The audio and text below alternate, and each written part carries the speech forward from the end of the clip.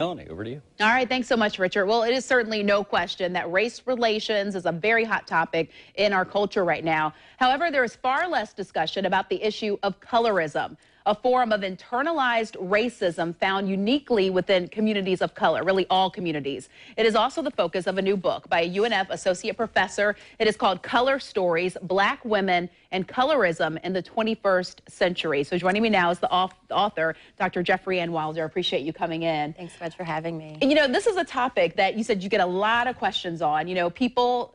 All people ask you, why should I care if this only affects, one segment of this population? And what do you answer? Well, this is an issue that's important for everyone to know about. So I think all of our society has a really good working knowledge and understanding of race issues. This is a part and parcel of racism. So we understand that there are people who experience bias connected to their race, but there's also a very prevalent bias that people experience based upon how light or dark their skin is. And that's something that is internalized within communities of color, particularly African-American communities and Hispanic communities. So the point in my book is to really shed light on this really important issue. It's been around for generations, but it's going to continue to grow as we progress as a nation. And I kind of want to break this down a little bit. Sure. So you're saying if you see someone who's maybe darker complexion, that automatically your mind goes certain places, like that person may be a criminal, they may be dirty, those negative connotations that people may associate with the skin color. Absolutely. And so if you think about for males in particular, we've seen some instances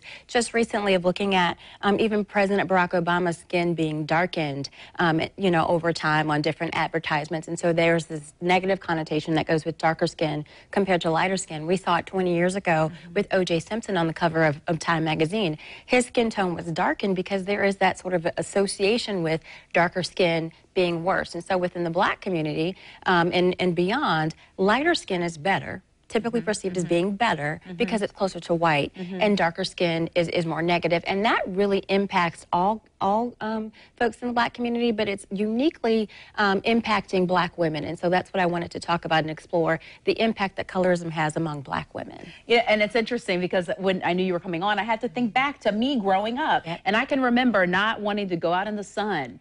I remember pulling out a brown paper bag and making sure that my complexion didn't go darker than that. And at some point, as I got older, it clicked that Black is beautiful. And it didn't matter what shade I was, that I'm who I am on the inside, and I need to embrace that. Absolutely. So I think in the Black community, we get lots and lots of messages, both positive and negative, about how good your skin is or not, depending upon how light or dark you are. So historically, we've had things called the brown paper bag test that you just talked about. These messages that families socialize their children with, staying out of the sun because you don't want to get dark and preserve your skin tone.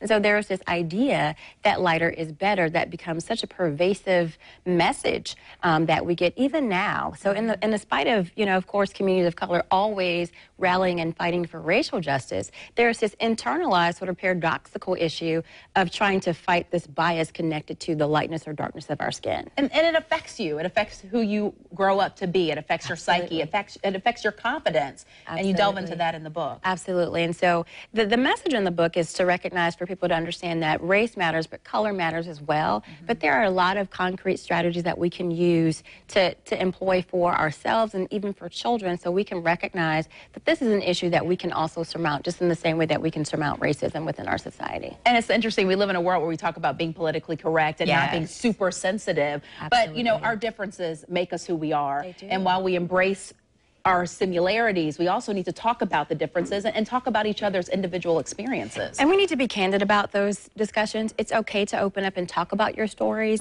as particularly now because we're at such a tense point in our society. We need to be honest, have that open, candid dialogue, speak up and talk about these issues that have impacted our society for generations, because that's the only way that we're going to get better and move forward. And I think when people are voicing their opinion too, don't worry about offending somebody, because the conversation's a two-way street. I understand you, you understand me, and we just make this world a little better. So if you would like to be enriched and read Dr. Wilder's book, it is now at Barnes & Noble, and you can also find it at Walmart. Thank you so much for talking about this on The Morning Show. Thank you. All right, Bruce, over to you. Oh, Mel, still to come.